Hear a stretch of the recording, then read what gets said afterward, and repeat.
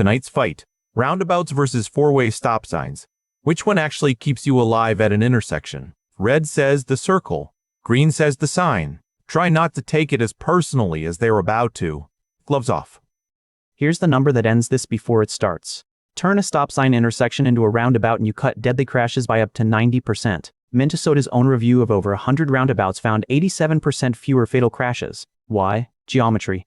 A stop sign is a suggestion enforced by hope. A roundabout is a shape enforced by physics.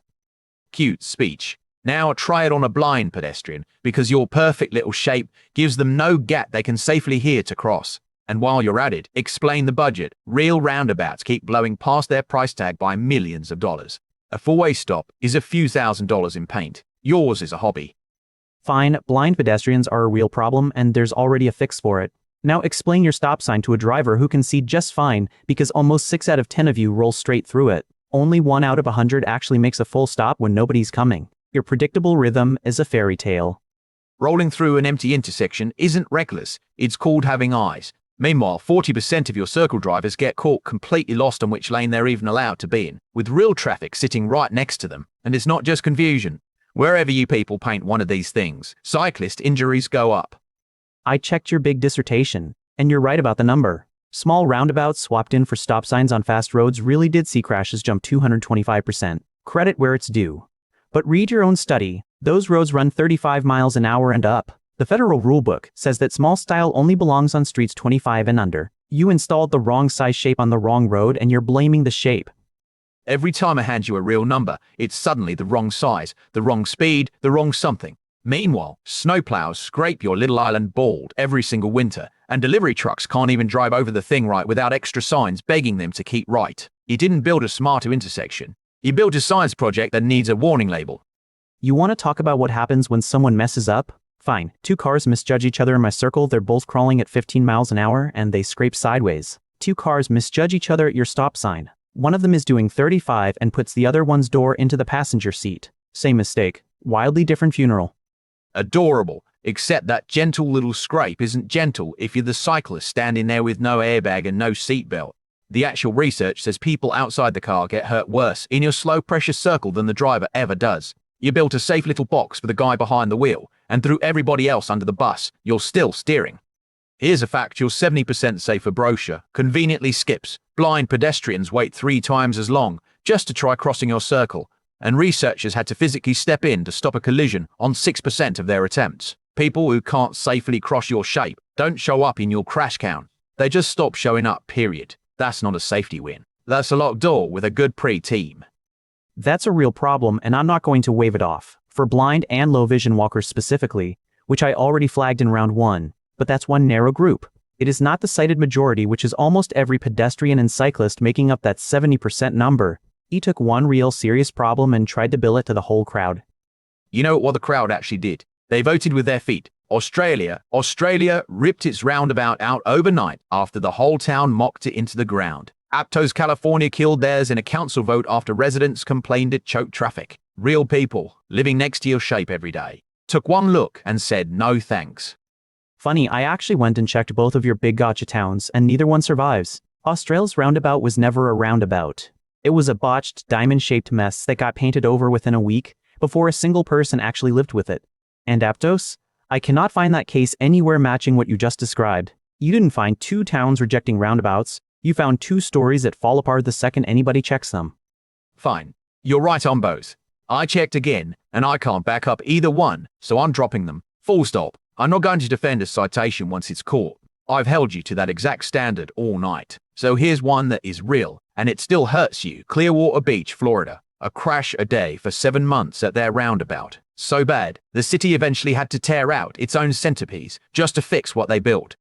Finish the story though. They didn't tear out the roundabout, they tore out an oversized fountain sitting in the middle, blocking everyone's view. Fix the flaw, keep the shape. Same intersection years later, the local paper's own headline, "Roundabout at last, comes around as a gem." That's not a failure, that's a maintenance ticket.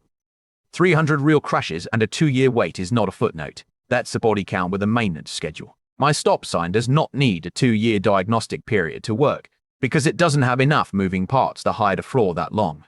Let's zoom out to the national scale because it settles this. Federal data. Roundabouts built in America between 1990 and 2014 averted between 38 and 53,000 crashes, saving over $9 billion.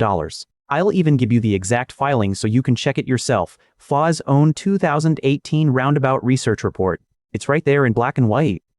I went looking for that number, and it does not exist anywhere. So then you went and found a specific document to hang it on. I pulled that exact report myself. It is not in there either. Twice in a row, you have handed me a national statistic that melts the second anybody actually opens the file. You're right. I pulled the actual document myself this time instead of trusting a summary, and that number is nowhere in it. That's a real citation failure, twice in a row on the same stat. I'm retracting it completely instead of hunting for some technicality to save face.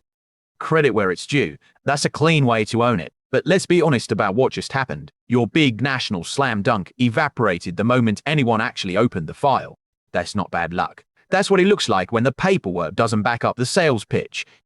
Both robots have now been caught citing a source that doesn't check out.